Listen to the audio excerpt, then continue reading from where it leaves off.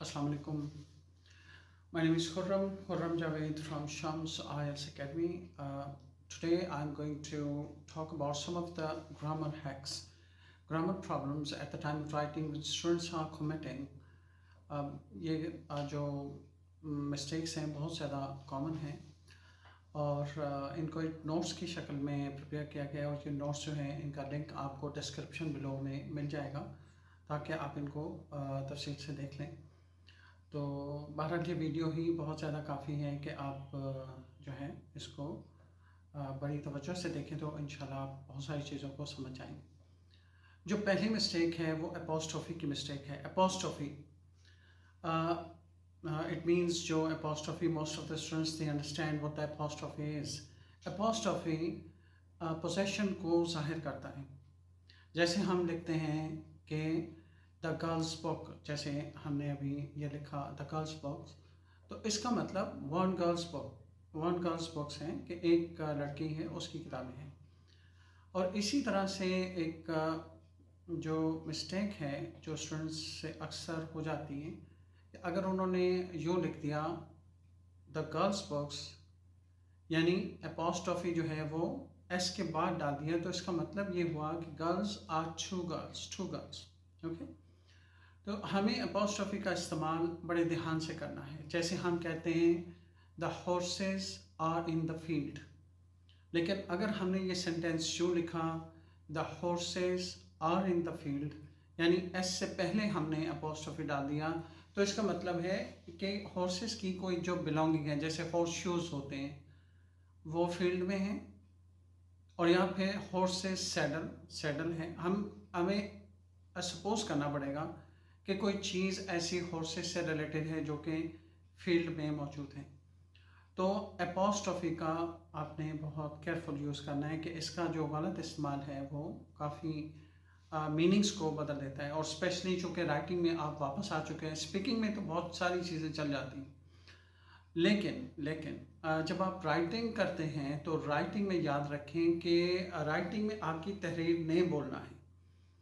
अगर उस वक्त आप लिख के वापस आ चुके हैं तो examiner is totally unaware about you कि आप कौन हैं, और वो किसी भी सूरत इस मिस्टेक को सही करने वाला नहीं है। वो इसको एक सर्कल लगा देते हैं और उसके बाद आपके जो मार्क्स हैं वो according to the volume of grammar errors या आपने एपोस्ट्रोफी की कितनी मिस्टेक की उसके मुताबिक वो आपकी जो डिडक्शन है बैंड्स की वो कर रहे होते हैं। The next word is it's, IT apostrophe S, it's और इट्स ITS, ये जो दोनों लिखे हुए हैं इनका आपने ख्याल रखना है। एक में आप देख रहे हैं कि इट्स जो है वो एपोस्ट्रोफी के साथ है जिसका मतलब है इट इज़, और एक है इट्स। ये जो इट्स है इसमें आप देख रहे हैं एपोस्ट्रोफी बिल्कुल नहीं है, और ये एक पोजेसिव नाउन है किसी भी लाइफलेस थिंग का। जब भी हम लिखते हैं कोई इस तरह का कोई, और ये मिस्टेक बहुत ज़्यादा ऑब्जर्व हुई है, बहुत ज़्यादा ये मिस्टेक ऑब्जर्व हुई है कि स्टूडेंट्स जो हैं इट इज़ या इट हैज़ को लिखते वक्त जो एपोस्ट्रोफी है वो नहीं डालते। तो उस सूरत में जो इट्स है ये वाला, ये यूँ लिखा जाता है लाइक दिस। तो हमें ख्याल रखना है कि ये बिल्कुल ही गलत हो गया। तो जैसे हम एक बोलते हैं सेंटेंस है the sofa looks new, the sofa looks new with its new cover.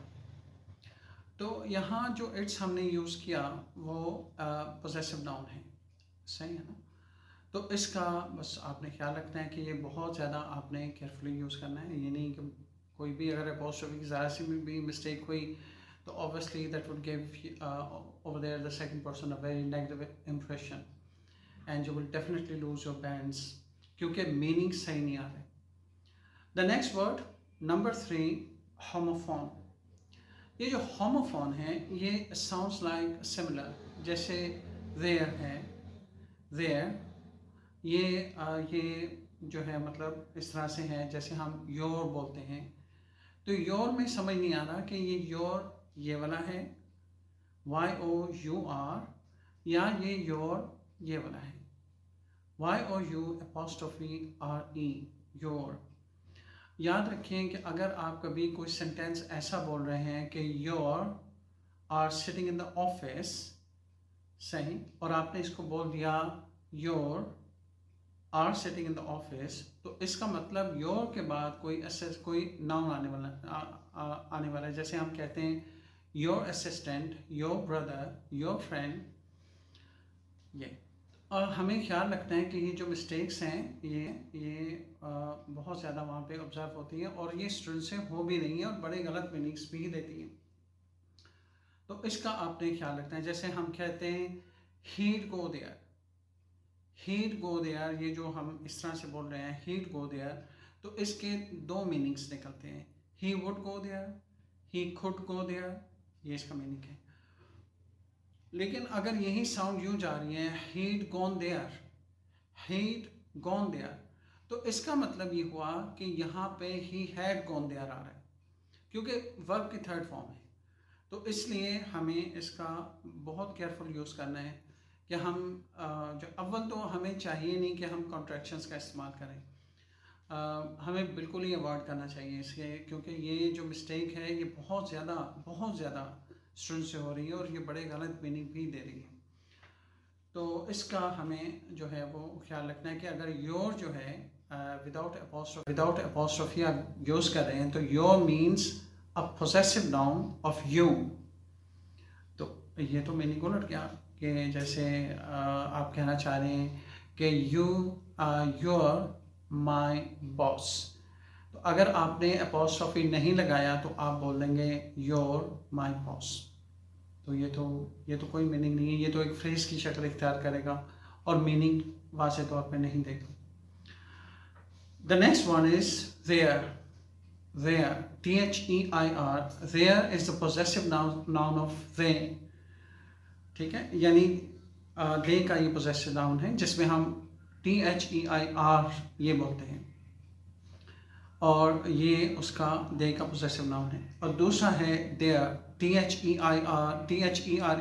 there means location is being mentioned, तो we have to carefully use इसकी भी बहुत ज़्यादा मिस्टेक जो है I have observed in my whole career a lot कि students जहाँ पे there लिखना है THEIR वहाँ पे लिख जाते हैं THERE, तो ये मिस्टेक अक्सर उनसे हो जाती है और ये प्रॉपर्ली लिटरेट स्टूडेंट हैं, क्वालिफाइड स्टूडेंट्स हैं जो कि ये मिस्टेक कर रहे होते हैं।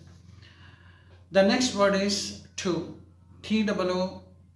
TWO2, like this, and the next one is to, preposition. One more to, TWO2, it means also or as well, okay? तो इसका भी मतलब अगर हम कहते हैं he too was there और यहाँ पे आपने he too, TWO2 की बजाय सिंगल o डाल दिया तो it does not give any meaning, और ये इतनी टाइनी एरर है कि जो राइटर है उससे ये अक्सर मिस हो जाती, तो इसका भी आपने जो है वो बहुत केयरफुल यूज़ करना है इससे। और इसके अलावा जो है वो द नेक्स्ट सेट ऑफ जो एरर है वो then है, then, THEN, then जो है नेक्स्ट मोमेंट के लिए यूज़ होता है और a particular moment, then, THEN then और THAN then जो है THAN then ये कंपैरिजन के लिए यूज़ होगा, ऑलवेज रिमेंबर। जैसे हम कहते हैं he is wealthier than me, he is taller than me, he is more educated than me, ठीक है, तो ये भी then और then का आपने सही इस्तेमाल करना है। The next one is who और whom, this one। ये जो who है ये जैसे हम कहते हैं who is coming with me, who is bringing my umbrella, who will go with me, यहाँ जो who यूज़ हो रहा है ये एज अ सब्जेक्ट यूज़ हो रहा है। और ये याद रखें कि who लाइव पर्सन्स या लिविंग थिंग्स जो हैं या लिविंग नाउन्स जो हैं उनकी चॉइस के लिए यूज़ होता है। जैसे हम कहते हैं who is your assistant, who is your friend out of these boys, who is your friend, यहाँ भी हम चॉइस मेकिंग की तरफ आ रहे हैं कि you have to choose someone and you have to declare someone as your friend. Who, और ये as a subject use जो है वो होगा. The next one जो है ये है home. WHOM, home. home जो है mostly preposition के साथ use होता है और वो preposition है to, यानी to plus home, to plus home. जैसे हम कहते हैं to whom I am talking. जैसे हम ऑफिस में लिखते हैं to whom it may concern. से तो इसी तरह से हम कहते हैं whom I should invite. whom यहाँ पे एज एन ऑब्जेक्ट जो है वो यूज हो रहा है. whom I should invite. तो ये जो है ये आप इसको इस तरह से यूज़ करेंगे. और इसके अलावा जो है इसमें ये ख्याल रखिए कि ये जो हो और होम के हवाले से जो कुछ स्पीकिंग के वक़्त कुछ लोग इसका गलत इस्तेमाल भी करते हैं, but most of the times it is overlooked and it is not considered so much. But at the time of writing, ये जो पूरा लेक्चर है इसका मकसद सिर्फ और सिर्फ राइटिंग पॉइंट ऑफ व्यू से कुछ एरर्स को हाईलाइट करना है. तो ये हो गया. और इसके अलावा एक मिस्टेक जो बहुत ज़्यादा ऑब्जर्व हो रही है, ये लास्ट मिस्टेक है, वो है me and Imran. Me and Imran are planning a trip. यहाँ ये ख्याल रखें कि जो मी है ये एक ऑब्जेक्ट है, ये एक ऑब्जेक्ट है. जैसे हम कहते हैं he called me, he wrote me a letter, he appointed me as a manager, appointed me. यहाँ me as an object आ रहा है. तो ये ख्याल रख रहे हैं कि हमें यहाँ पर me को शुरू में नहीं लेके आना. me and Imran does not make any. इसका मतलब है कि मुझे और इमरान जो है, मतलब उर्दू में इसका मीनिंग जो है वो उलट हो रहा है और इंग्लिश में ये me है, ये चेंज हो जाएगा. तो ये इसका, लेकिन इसका मतलब ये भी नहीं है कि आप इसको लिखें आई एन इमरान. ये बात भी दुरुस्त है कि कई लोग इसको लिखते हैं और एक्सेप्टेबल भी है, इट्स नॉट रॉन्ग. लेकिन मॉरली, एथिकली हम दूसरे आदमी का नाम पहले लेके आते हैं just only to honour him. Imran and I, Imran and me is wrong. Imran and I and Imran भी रॉन्ग है. आई एंड इमरान ये भी रॉन्ग है. हमें लिखना है Imran and I are planning a trip towards northern areas, towards somewhere else. ठीक है ना. तो ये जो है वो कुछ एरर्स हैं, कुछ मिस्टेक्स हैं. इनको आपने राइटिंग में ख़ुसूसी तौर पे आपने बहुत ज़्यादा अवॉइड करना है.